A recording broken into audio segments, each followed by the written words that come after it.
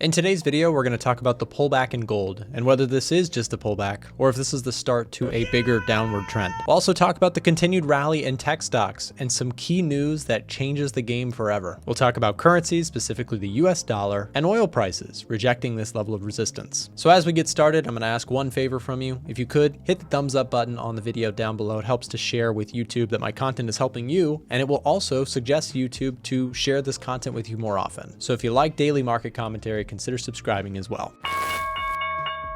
So news hit the wire here today in regards to Trump and the Japanese Prime Minister having a meeting and things seemingly going pretty well. And they actually bonded over baseball and they squashed the beef while talking about US beef. And this is sort of just another one in a line of good meetings that Trump has had with foreign political leaders. And this is, I think, part of the reason why gold is experiencing a little bit of a sharp pullback. Part of the reason gold has been so, strong this year has been a lot of uncertainty around the Trump administration. And what seems to be a string of positive developments in regards to foreign, trade dynamics, gold is coming down. And I think this is actually really healthy for the price of gold. We'll talk more about that, but from a big picture standpoint, we had sort of a melt up, and it is very possible for even gold, which I believe long-term still has plenty of room to go up, to short-term get overdone. And I think that euphoria got really, really loud towards the end here.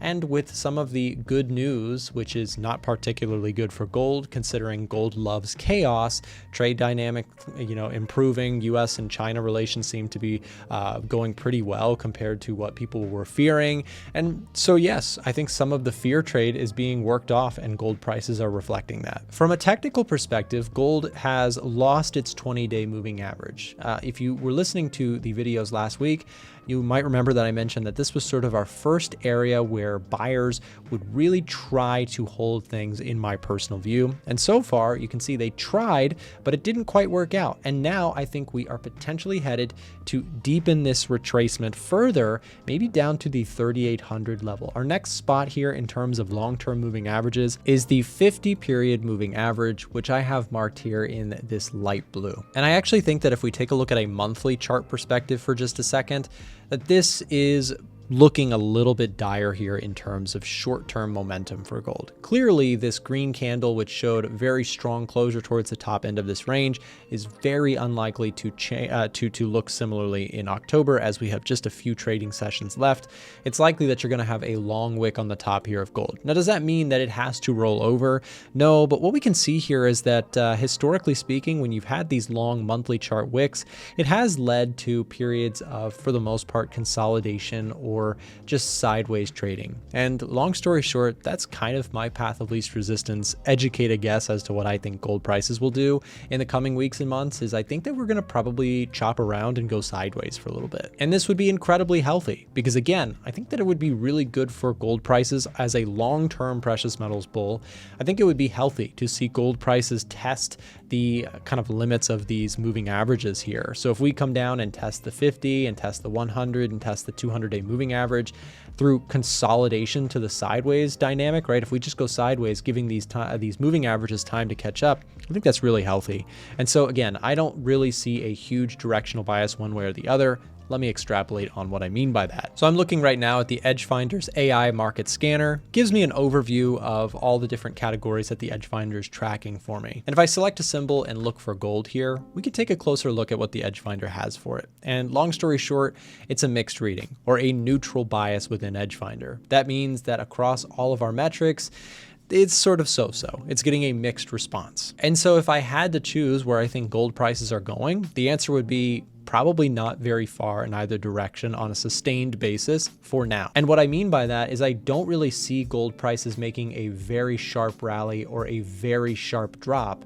I think the path of least resistance for gold prices is to maybe just consolidate sideways for a little while. I've mentioned this often in my videos recently because I think that a correction in time or just a pullback by not moving very far would give some of our indicators and moving averages the chance to catch up to what has been sort of parabolic price that's now pulled back. But if you're very bullish on gold, the area that I would watch would be this 50-day moving average. Let's see if price can hold this area of support, the 3,800 level and the 50-day moving average as a possible continuation play if you are bullish. But again, for me personally, I am a little bit too mixed to make a strong directional call on where gold is going. In fact, in the short run, it actually looks like it may be trending lower, with the 1 hour chart forming this double top and resistance, or I'm sorry, support levels breaking, then holding resistance areas. This chart still looks like sellers are in control, at least on the lower time frames. Full year seasonality would also suggest that on a 10-year historical average performance basis, gold should go sideways to slightly lower for the remainder of 2025. This does not guarantee that that's what's going to happen in gold prices, but historically that is what has been happening in the last 10 years. And just a reminder, no indicator or indication of price direction is ever perfect all of the time.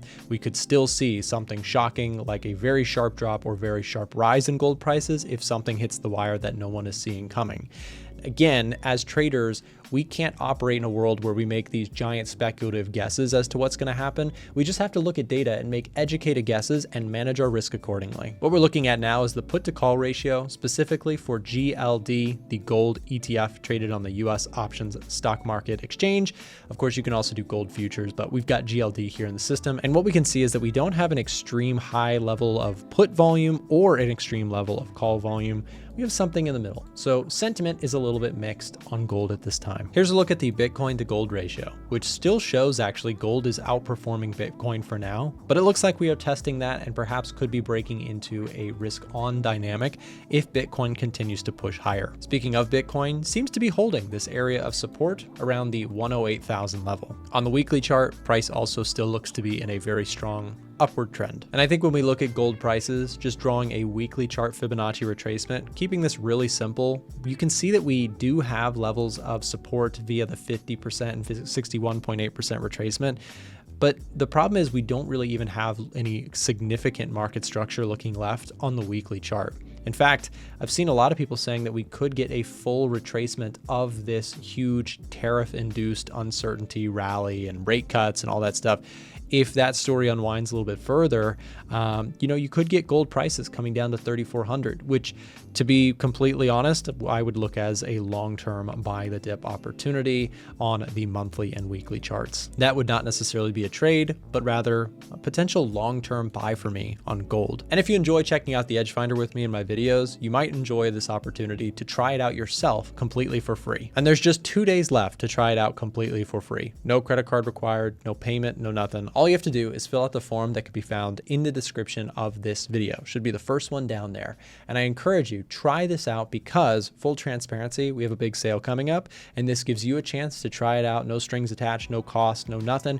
You can explore the tool, see if it's right for your trading, and if you like it, consider taking advantage of the really big discounts that we have coming down the pipeline. More information will be following this week on how you can take advantage of our best discount of the year. But in the meantime, try it out for free using the link in the description down below. And if you are very interested in getting some early information about the discounts that we are going to be running, here is a quick way where you can do that now. If you scan the QR code or click the link in the description down below to chat directly to a member of our support team, you can get connected to a real person on my staff who can keep you up to date with the discounts as we drop them and get you early access and special discount prices as a subscriber of my YouTube channel. Like I said, if you are very serious about getting a copy of the Edge Finder at the lowest possible price, this is your way to do it. Scan the QR code or click the link in the description down below to chat directly to a member of the support team here at A1 Trading for details about the upcoming sale event. Don't miss your chance to get the lowest prices all year long. And this morning we had some big news hit the wire in regards to Microsoft and OpenAI reaching a new deal and essentially getting 27% of OpenAI is Microsoft.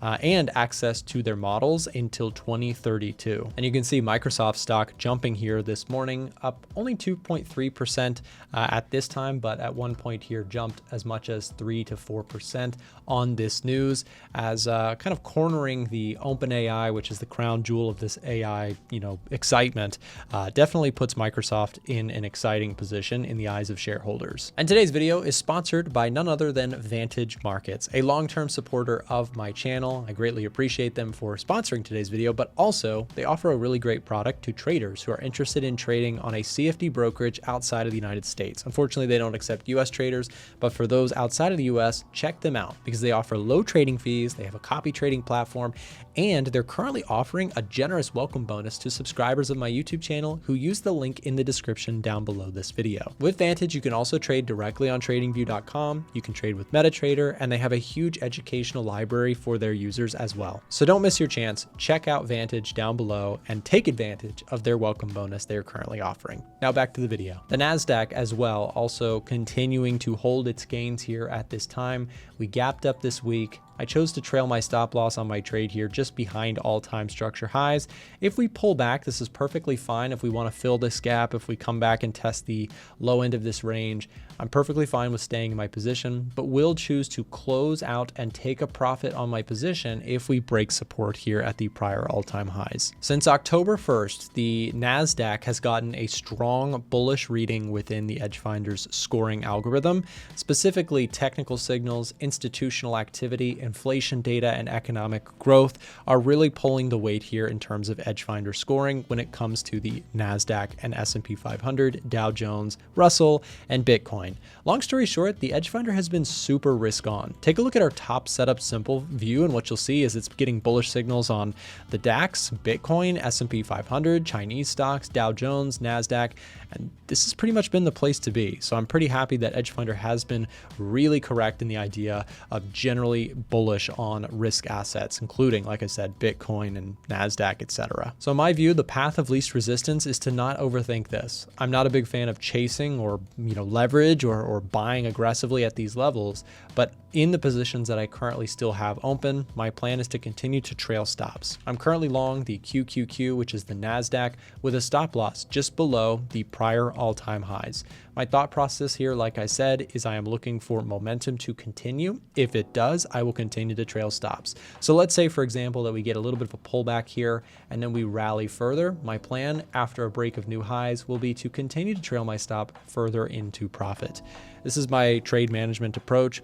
I risk, a relatively small amount to the account, and then I manage risk by trailing a stop loss to maximize potential runners that take place in the markets. And arguably my biggest call of the, definitely my biggest call of the year was the trade that I took on Tesla. And I've mentioned this before, but Tesla is my most profitable thing I have ever traded. Now I know it's a stock, so it's a little different than what I always talk about on my channel, but I use Tesla as a proxy for NASDAQ.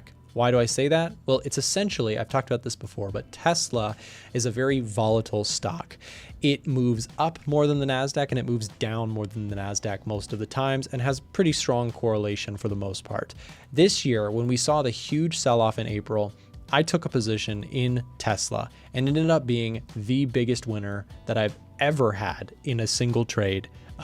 And I've kept this trade on all year long. Essentially, I bought into the fear event that was the April sell-off, and it has yielded the largest single return. Again, this isn't an insane number, and I have big losers too. So let me be very clear. Like, this is not, an everyday occurrence for me, but this is, like I said, the biggest single winner that I've ever had is long Tesla this year.